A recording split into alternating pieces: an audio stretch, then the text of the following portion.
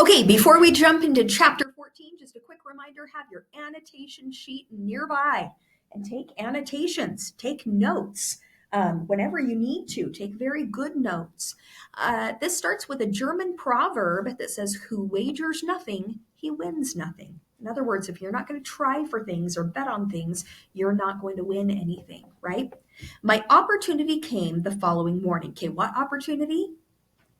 Yeah, in the previous chapter, we just learned that Goethe has just found the building that was represented on a picture. It was in a drawing on a piece of paper that was given to her by Anna, her best friend. When she asked Anna about it, Anna said that it was given to her as a delivery along with some other things from West Berlin and that it had Goethe's name on it. So we can just assume that this drawing of a building probably came from her papa in West Berlin, and her papa was dancing over on the other side of the wall and kind of pantomiming digging. Right, so Goethe has supposed that her dad probably wanted her to find this building and then dig there, and she has finally found the building that matches the drawing. So she's got an opportunity here. My opportunity came the following morning. It was Sunday, and Mama had plans to go to church. She never invited us along, not because she didn't want us there, but because she knew the state frowned on religion. Okay, remember, communist governments typically do not like religion. It messes with their ideas that they want the people to have, right? And religion teaches, in most cases, freedom. They wouldn't, or the freedom to choose anyway. They wouldn't punish her for being in church, not directly anyway, but she thought it might somehow affect Fritz and me, another stain on our files. Fritz said he had plans to meet up with some friends, which I think included a girl named Claudia.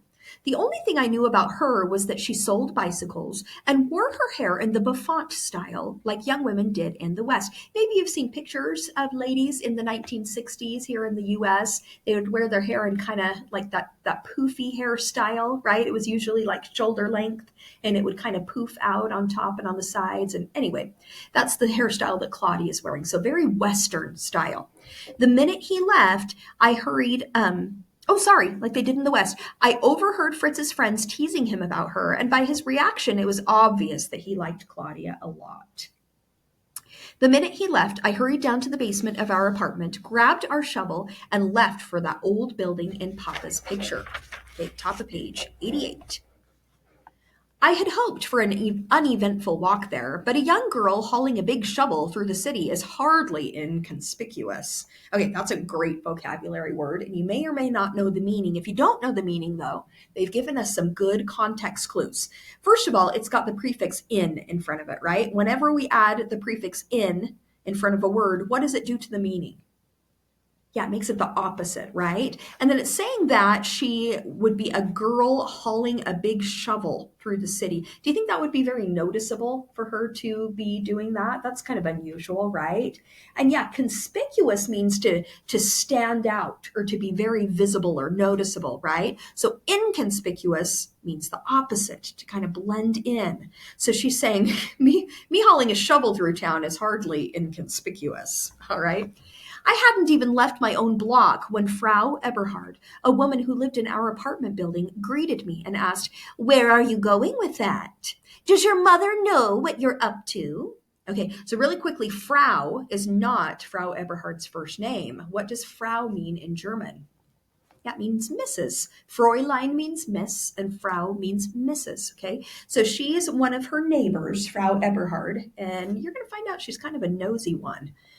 Frau Eberhard always looked to me like the human version of a turkey, minus the feathers. She collected gossip like other women might collect buttons or teacups. In the West, she'd have been dismissed as a simple busybody or snooping neighbor. But behind the wall, we all knew the neighborhood tattler was as dangerous as fire. Stasi informants were paid well. Okay, so she's worried that Frau Eberhard might be somebody that might tell, things that she sees to the Stasi, right? She could be an informant. I want to surprise my mother, I stammered. I found an area for a garden just a few streets away. Inwardly, I kicked myself for the way my voice had trembled as I lied, for looking anywhere but at her.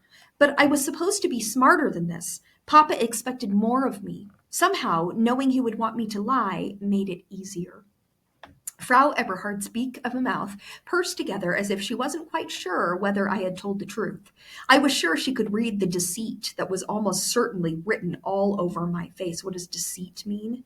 Yeah, lies, right? She can read the lie that was on her face.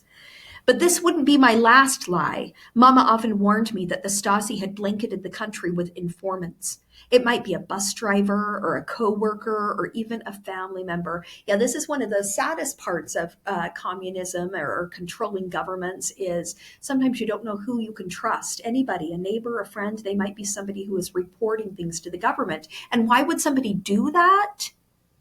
Yeah, the government will often reward them, with extra, tickets for food or extra, you get this better house, things of that nature. So pretty scary stuff. And it wouldn't have surprised me top of page 89, wouldn't have surprised me in the least if the woman I was facing ran off to the Stasi to tattle on me, if she guessed the real reason for my shovel. Finally, she smiled. A garden is a delightful surprise for any mother. But if you want me to keep your secret, then I'll expect some of your harvest.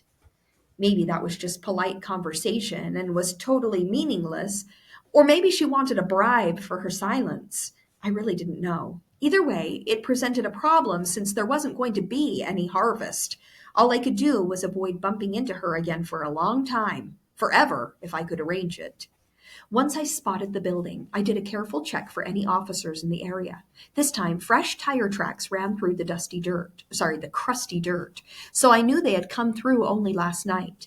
Hopefully, that meant they wouldn't feel the need to come back around anytime soon. I got as close to the Berlin Wall as I dared, but not because I was challenging the Grenzers. Who are the Grenzers? Border police. Just the opposite, in fact. I knew if any eyes looked down on this area, then the closer I stood to the wall, the better chance I would have of slipping past them unnoticed. For my own safety, I would use their barricade against them. My heart was locked in my throat as I crossed to the building, but nothing suggested that anyone had seen me. No sirens or barking dogs or soldiers shouting orders. After a tense moment, I finally allowed myself to breathe again. Like all the others around it, this building looked like, top of page 90, this building looked like an old shop that had been abandoned for longer than I'd been alive, and there was no reason for anyone to come to this out-of-the-way street.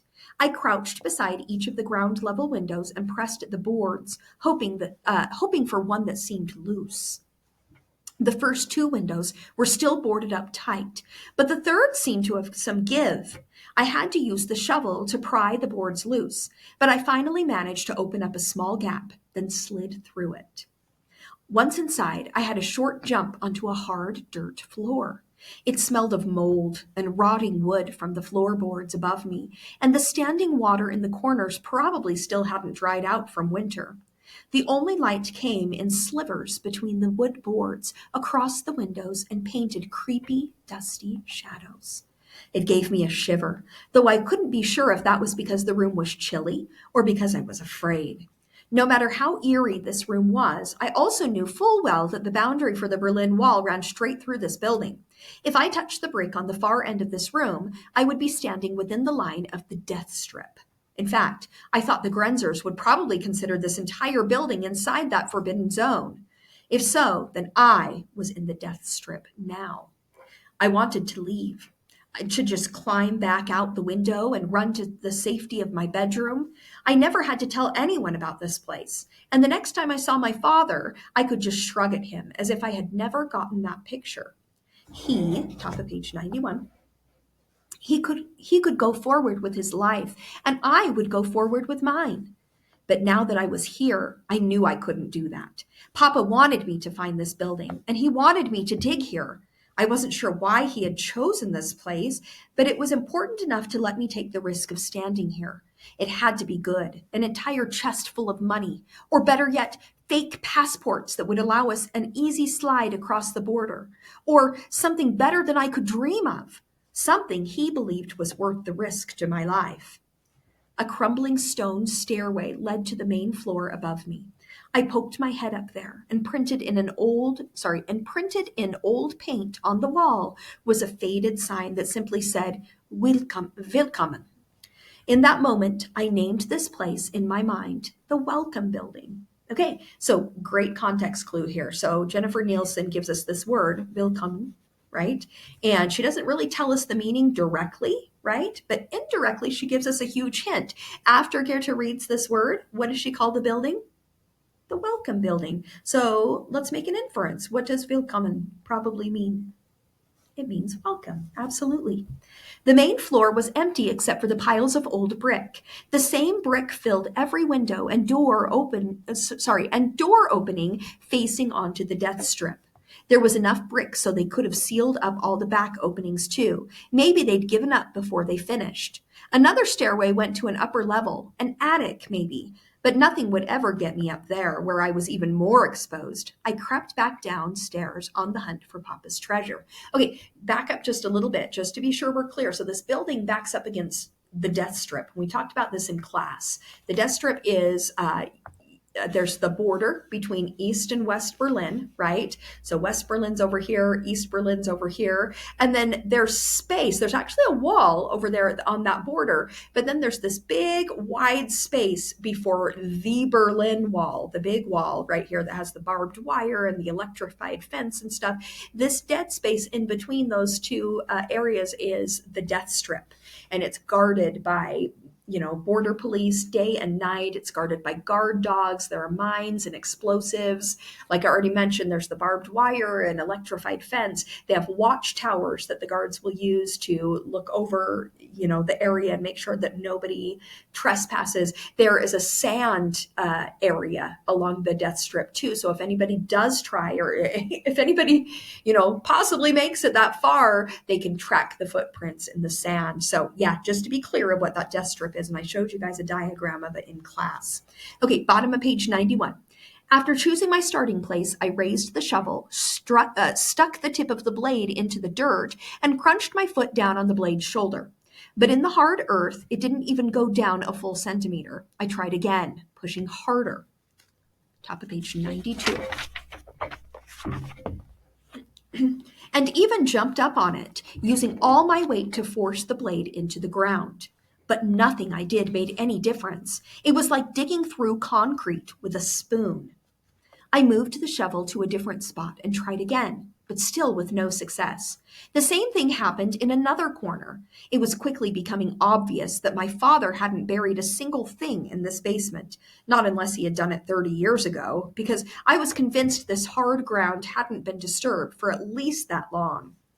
I tried in still another place, right in the center of the room. This time my blade struck something metal. It rattled enough that I quickly fell to my knees to quiet the echoing vibrations. I dropped the shovel and ran my fingers along the ground, feeling for the edges of the metal. Whatever it was, it lay nearly at the surface, with only a thick layer of dust to cover it. Ooh, exciting. If my father was going to bury something to be kept secret from the Stasi, he could have done better than putting it right at the surface. Anyone might find it this way. Then my heart dropped as I realized another possibility. Maybe this treasure had already been discovered, and only the empty container remained. I had found the edges now, some sort of metal plank wide enough to stand on. When I brushed off the dirt, I saw grooves cut into one side and hinges on the other. This wasn't a plank. It was a door buried in the earth. Ooh, even more exciting. Okay, top of page 93. Curiosity was mounting inside my chest, so much that I almost couldn't stand it. I pried the door open with the shovel and then pulled it the rest of the way open. The door was heavier than I had imagined, but I was certain that something inside it would make all the risk and effort worth it. With some effort, I got the door open. I peered down, but it led to a hole too deep to see the bottom, with a rusty metal ladder on the side that I didn't entirely trust to hold my weight. Nor did I have any interest in diving into some unknown darkness without knowing whether I could get back up again, and with nobody in the world aware of where I was. I wished I had a flashlight. I walked around it to try to get a better sense of what was down there, then happened to notice dim writing stamped onto the underneath side of the door. Luftschutzraum, an air raid shelter. Okay, once again, she gives us a word And then Jennifer Nielsen gives us the context clue. This one, in this case, it's a definition context clue. She just comes right out and tells us what it means. Okay, there was an air raid shelter, and you might be going, a what? Okay, so remember what had just, so this book is taking place during the Cold War, but what had ended not long before this book? Which war? Yeah, World War II. And what happened to Berlin, the capital of Germany during World War II? Yeah, the British and the US, we were bombing it, right? We were bombing Berlin. So what they had in some of the basements in some of the buildings were shelters for air raids, is what they call it, when planes are coming and bombing an area, right? So it's an air raid shelter. And then people could go down there and be safe from the bombs. There were hundreds of them all over Berlin, places built underground during the Second World War when the Allies began bombing the city. Remember, the Allies are the four countries that helped us to defeat Russia. So it was the United States of America, it was the French, it was the United Kingdom or Great Britain, right? And then we also had the, which one am I forgetting? US, the French. Oh, and then of course, the Soviet Union. Sorry, that's the one I'm forgetting. I'm forgetting it because we don't typically align ourselves with the Soviet Union. But yeah, those four countries were the Allies. They were the ones who were bombing the city of Berlin. Okay, let's keep going.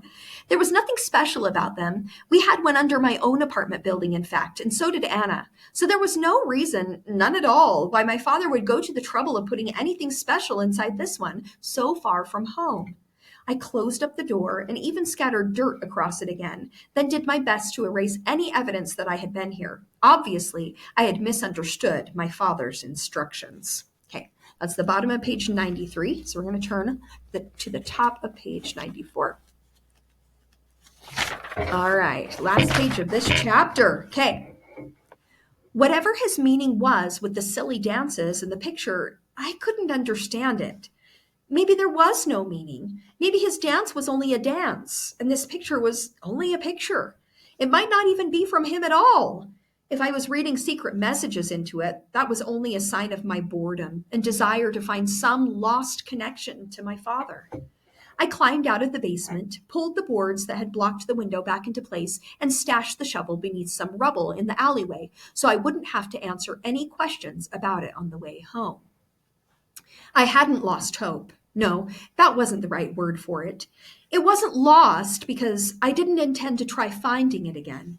As I walked home that morning, I simply accepted the reality that it was wrong for me to have ever had hope in the first place. Okay, so that's sad. She's thinking that was just a dead end. It was just an air raid shelter like any other air raid shelter. Okay, let's jump right into chapter 15. Don't forget, annotate, take notes. Who shows courage encourages others. This was written by Adolf Kopling. He was a German priest and a social reformer. Okay. The following Wednesday, 2 letters came to our door. The first was from Oma Gertrude. Okay. My mother's mother and the woman for whom I'd been named. Okay. So Oma Gertrude, Oma is not her first name. Make an inference here. And actually, Jennifer Nielsen gives us a great context clue, right? She says she has a letter from Oma Gertrude, my mother's mother. So who is her mother's mother to her? Yeah, it's her grandmother, right? And that's what Oma means. It means grandma, Grandma Gertrude. My mother's mother and the woman for whom I'd been named. For as far back as I could remember, Oma Gertrude had always been old. But over the last year, she had also begun to have some health problems. The state was usually very cooperative about giving my mother time off from work to take care of Oma's needs. But Mama seemed worried this time. She's fallen and broken her leg, Mama said. I'll have to stay with her for a while. Perhaps the state will give me work near her home. What about us? I asked. Our family was separated enough. I didn't want Mama leaving too. We can take care of ourselves, Fritz offered. School is almost out for the summer, and I've got to stay here in Berlin and work. Gerda can take care of things around the house. Top of page 96. I'll come home as soon as I can. Then Mama frowned, second-guessing herself. You should both come with me. No, Fritz and I were in agreement about that. Aside from whatever work he could find, Fritz had a girlfriend here now. and I didn't want to stay with Oma. Her house smelled like fish, and there was nothing to do. So, against my mother's better judgment, it was decided that we would stay in Berlin while she went to the countryside to help Oma Gertrude. None of us seemed particularly happy about the idea, but we all agreed it was our best option. The second letter was for Fritz. It was from the military, reminding him that he would turn 18 in June. Okay, what's going to happen? We know that the Stasi has a file on Fritz, right? When he turns 18 in June, what is he being forced to do? He's being forced to join the military. By the end of that month, he would be expected to enroll for a year and a half of service. Refusing to serve, the letter clearly stated, would have serious consequences. Well, of course it would. Everything had serious consequences. Fritz's eyebrows pressed together as he read it, and I could tell that he was bothered. But even if he was, he clearly remembered, as we always did now, that the ears of the Stasi were hidden somewhere in our apartment, and so he couldn't say anything when he finished other than, "This is a great opportunity. I can hardly wait." Fritz wasn't as good a liar as I was, probably because he had a genuinely good heart, or a better heart than mine anyway. His attempt to sound positive came out sounding sarcastic and brittle. So I countered by saying, "I know you're," top of page 97, "I know you're excited, but we'll miss you." It sounded believable, though my sympathetic expression to him said otherwise. Okay, so remember, why are they speaking like this? Of course Fritz isn't excited to go into the military. And of course Goethe isn't excited for him about it, right? Remember, their apartment is bugged. The Stasi have microphones in their apartment and they're listening to what is being said. And who are the Stasi again, just to be sure we're clear? The secret police. All right. It sounded believable, though my sympathetic expression to him said otherwise. Okay, next paragraph. He smiled a thanks in return. Mama didn't appear to have noticed any difference in him or any particular strangeness in the tone of his words, but neither of us blamed her for that. She looked more tired every day, and now, with the news of Oma needing care and the reminder of Fritz's military duty, I was sure Mama's mind was full of all the worries it could possibly hold. She left early to go into work and speak with her supervisor. Fritz said because of that, we had some extra time too. And did I want him to walk me to school? I should have refused his offer. After all, I was pretty old. I was plenty old enough to get myself to school. But I missed walking with Anna, and it would give us a chance to talk in private. It was a busy morning with the street full of Trabants, the bulky, inexpensive Eastern cars that were about as reliable as snow in July. Okay, they mentioned these cars in a previous chapter, and then again she's giving us context clues to know that a Trabant is a bulky, inexpensive car. Yeah, they didn't run very well. They were always breaking down. They were made by the government.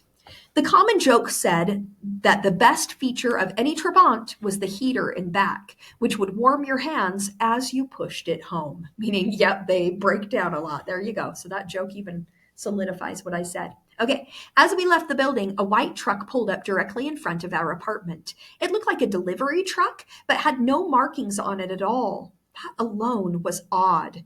Our building rarely received deliveries.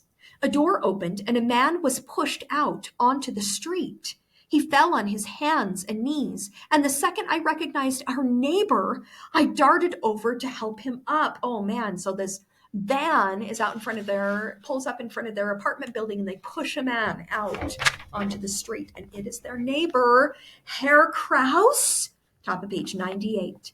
I glanced up only long enough to see Victor, Fritz's former friend, standing in the doorway of the truck. He frowned at me and then eyed Fritz. Neither of them said a word, and Victor's expression was so cold, I thought maybe he had been turned to ice.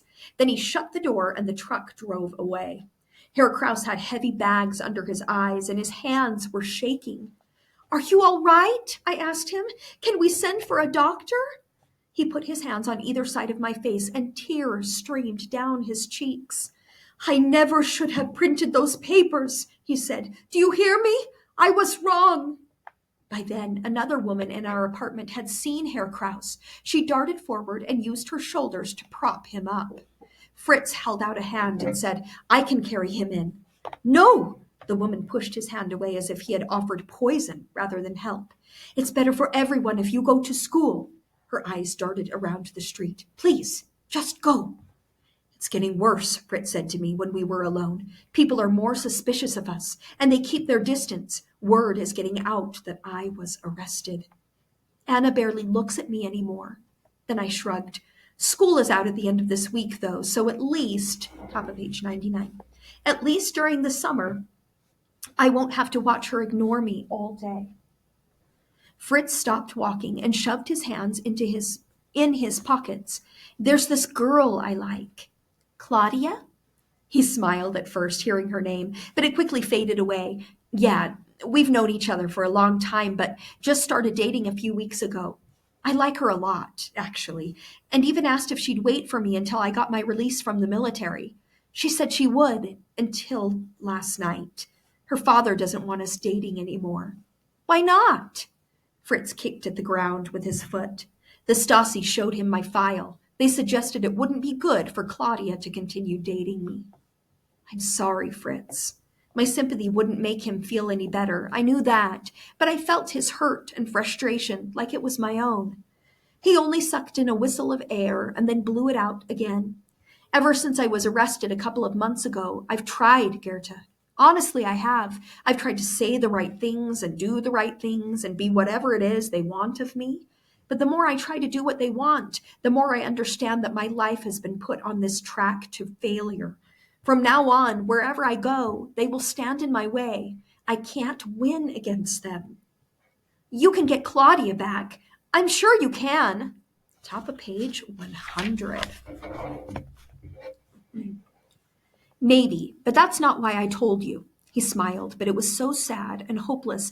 I'd rather have seen him frown. The same thing is coming for you, too.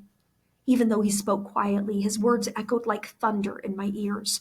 Watching Fritz was like looking at pictures of my own life 5 years down the road, when I would be 17 and hoping to get into a university only to be rejected, needing to get a good job, or any job for that matter, only to be turned down, trying to find someone I could love, only to have him pulled away from me for reasons I would never fully understand. I knew it would happen to me because it was already happening to Fritz. This all started when Father participated in that uprising 12 years ago, Fritz said, and now his tone grew bitter. He thought because he wasn't arrested that he got away with it, but he didn't. And then he spent every year since then talking to people about ideas that are considered dangerous here. He thought he got away with that too because they were only ideas. But look at where we are now. I started walking again, and Fritz followed along at my side. You and I have ideas too, I told him, and I don't want to become like them. I stared up at him. That's not me, Fritz, and I don't think it's you either.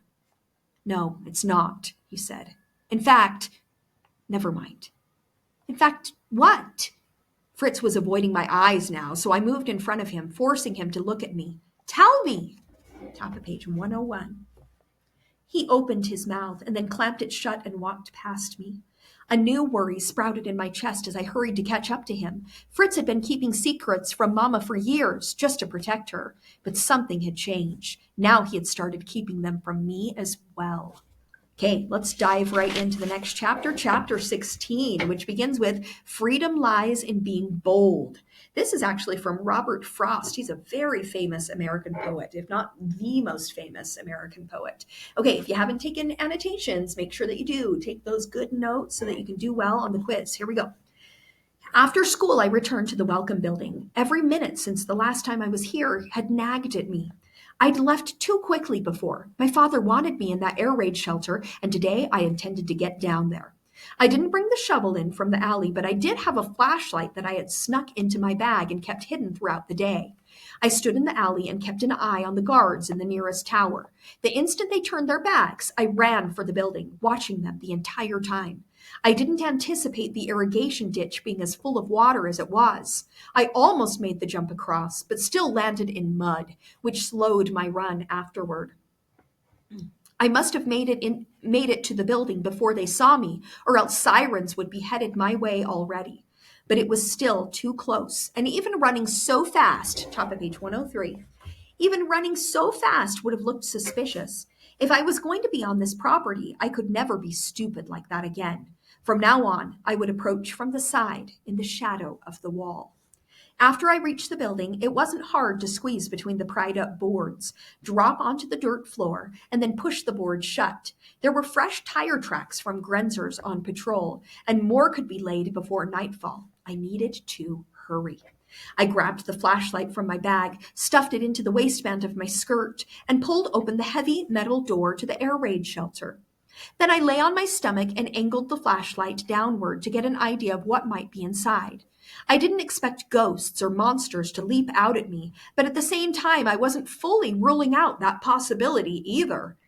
The ladder was covered in spider webs and felt damp to the touch, but I gritted my teeth in some effort to feel more courageous, brushed off what I could reach, and then climbed down. The room below was colder than I had expected, but then I realized that unlike some shelters, it wasn't surrounded in metal. This was really only a deep hole with a metal lid and some crates at the bottom that probably had once held emergency supplies. There was a bench at the far end and a couple of pipes that seemed to carry in fresh air from somewhere outside. Top of page 104. The building above me was still standing, mostly, so I wondered if this room had ever been used during a raid. Probably it had, even if the Allied bombs had never landed here. Papa had been around my age during the war and described staying awake all night in the shelters, being too tired to stand but too nervous to sit. There he would wait with whatever group had gathered in the shelter, hearing the airplane engines coming and then the incredible explosions as the bombs found their targets. Most of the bombings happened late in the war, and Germany's eventual defeat was certain by then. However, the Fuhrer, Adolf Hitler, wasn't ready to surrender and seemed content to let Germany be entirely destroyed for his stubbornness. By that time, the Allies didn't seem to care where their bombs fell. They blanketed Germany, and particularly Berlin, with destruction.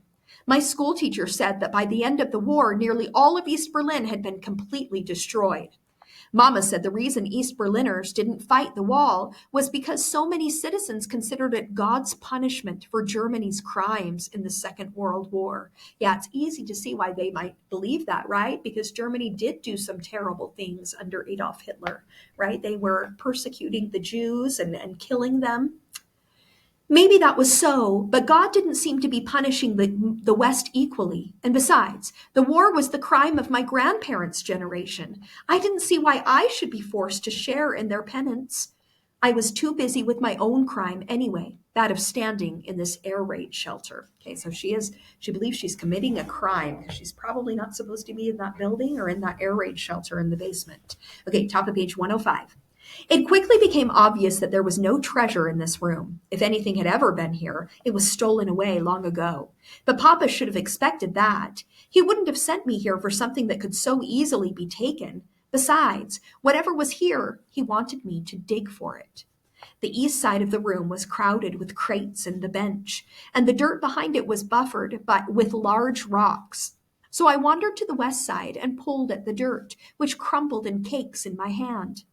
Maybe Papa had buried something inside the walls. It made sense. If the ground above me was so hard, Papa could have dug there to bury anything. But he could have put something down here. Sorry, I read that wrong. Papa couldn't have dug there to bury anything. So up above, the ground's too hard. But he could have put something down here, just buried behind a thin wall of dirt. The wall. The Berlin Wall had to be nearly over my head right now. And I realized that even if Papa had wanted me to find something buried in this dirt, it was far too dangerous for me to dig, because every centimeter I clawed in there put me one step farther inside the death strip. If I went too far, I'd